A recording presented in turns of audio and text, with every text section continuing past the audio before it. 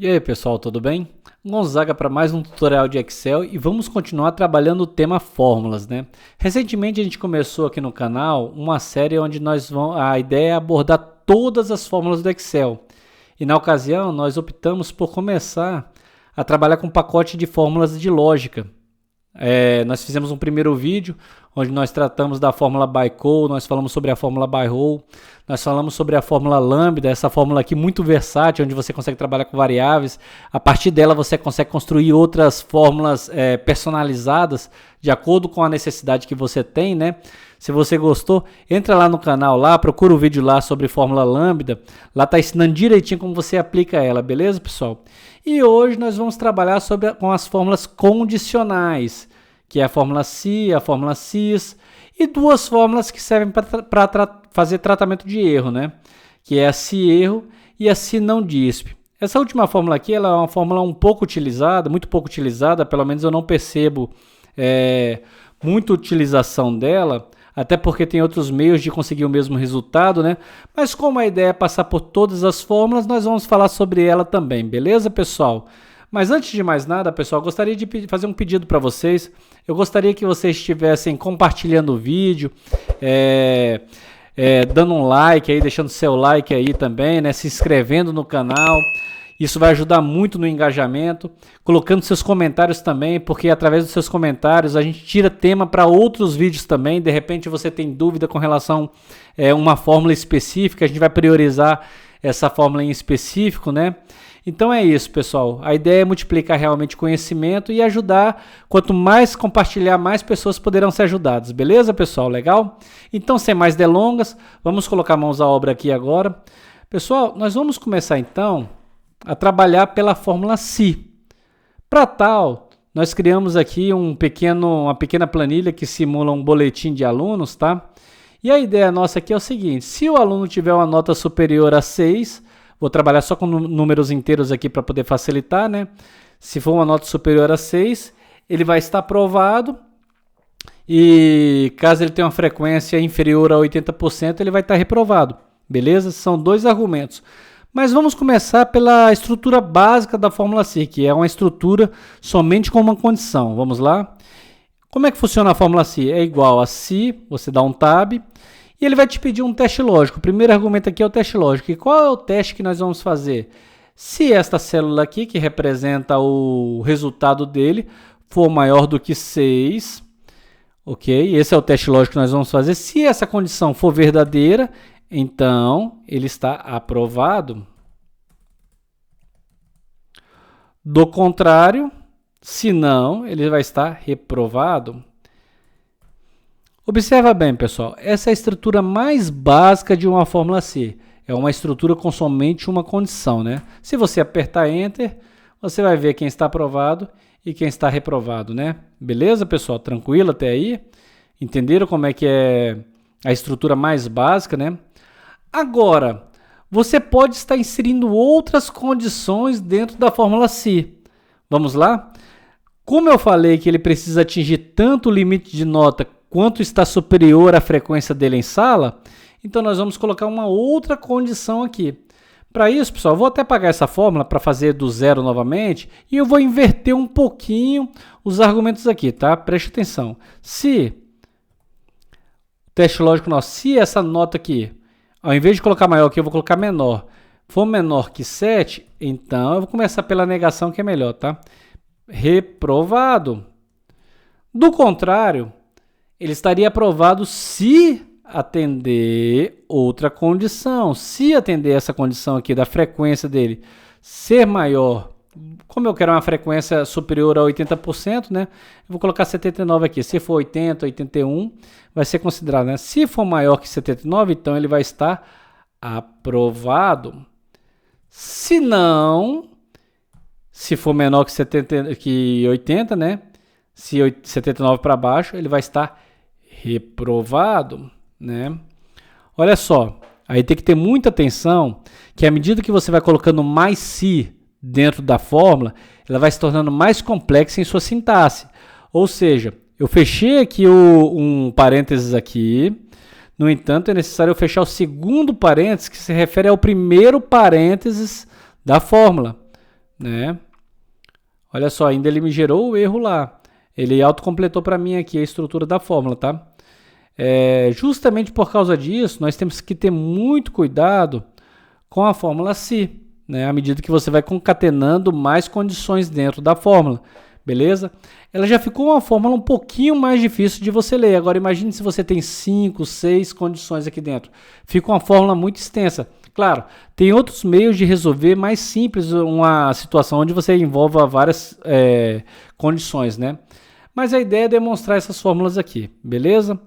Então, se eu puxar aqui para baixo, né?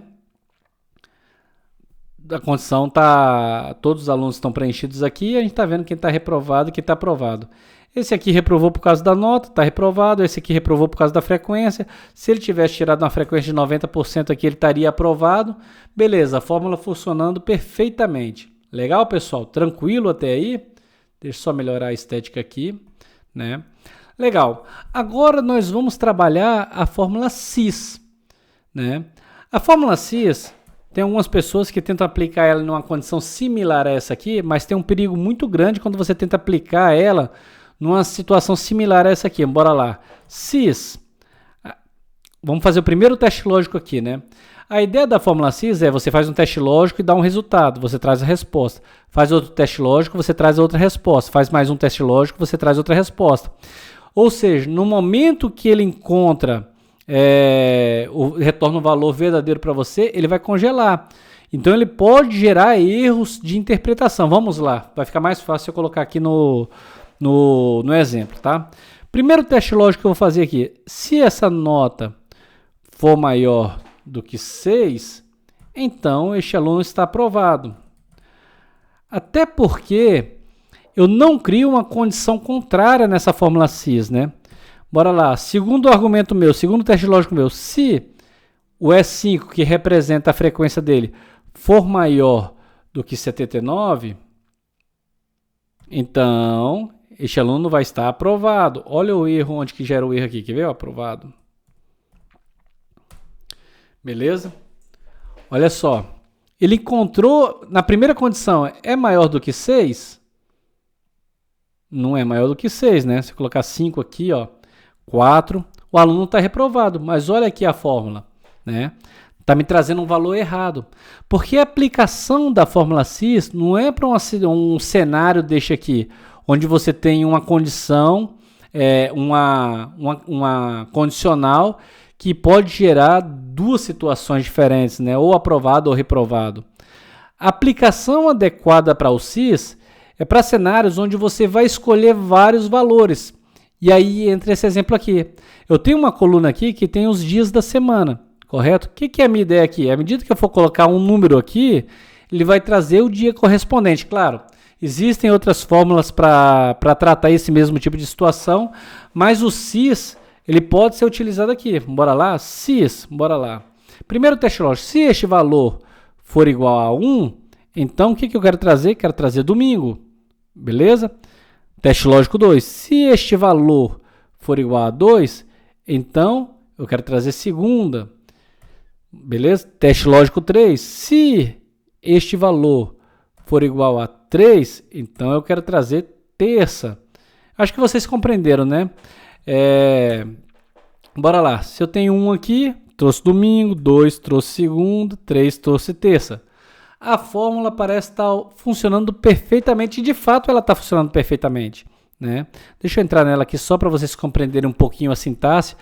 Como é que funciona a cis então? Você tem a condição sendo atendida, você vai trazer a resposta positiva. Você tem uma segunda condição, a condição sendo atendida, você vai trazer a segunda resposta positiva. Você não tem uma opção para negação aqui. Agora, você tem, essa fórmula ela pode gerar um erro de não disponível, né? Se o resultado ou se o retorno esperado não está disponível. Digamos, por exemplo, eu fiz aqui para até o número 3, né? A situação 3, né? Mas digamos que eu tenho aqui o número 5. Eu não implementei na fórmula o número 5. O que acontece? A fórmula me traz um erro de ND, um erro de não disponível. É aí que você aplica esta fórmula aqui. Você traz essa estrutura aqui para dentro, essa fórmula aqui para dentro, do se não se não DISP. Né? Você vai colocar a fórmula aqui dentro, né? Caso o valor não esteja disponível, você vai trazer um tratamento de erro, uma mensagem mais com a semântica melhor para o usuário final, né? Eu posso colocar aqui não disponível. Ao invés de aparecer ND, eu coloco não disponível. Não disponível, né? Beleza, olha só que legal. Se eu colocar uma letra aqui dentro, não está disponível. Não existe nenhuma condição aqui que atenda este valor aqui. Agora, se eu colocar um novamente, domingo, bacana, né? Legal? Então, essa fórmula aqui é para utilizar para tratamento de erro. Mas é justamente para um tratamento de erro específico, que é o de não disponível. Beleza, pessoal? Agora, nós vamos utilizar essa fórmula aqui, que também é utilizada para tratamento de erro. Vamos lá? Eu vou criar uma fórmula bem simples aqui para gerar um erro e a gente poder utilizar ela, tá? Vou colocar um valor aqui 30, vou colocar outro valor 6 aqui, vou fazer uma fórmula bem simples. 30 dividido por 6. Beleza? Resultado 5, legal. Se eu colocasse aqui, ó, 36, resultado 6, beleza? Então, assim, a fórmula está funcionando perfeitamente. Só que na matemática, se eu colocar um zero aqui no denominador, o que vai acontecer? Vai me trazer um erro. Agora, o que acontece? Se você tem uma planilha que monitora algum indicador e traz esse tipo de resultado para o usuário final, para quem vai ler essa planilha, dá uma sensação de não se preocupou ou não percebeu todos os erros que poderiam acontecer na sua fórmula, né? Principalmente quando a fórmula, por exemplo, eu pego um se, eu concateno várias situações que possam gerar algum tipo de erro.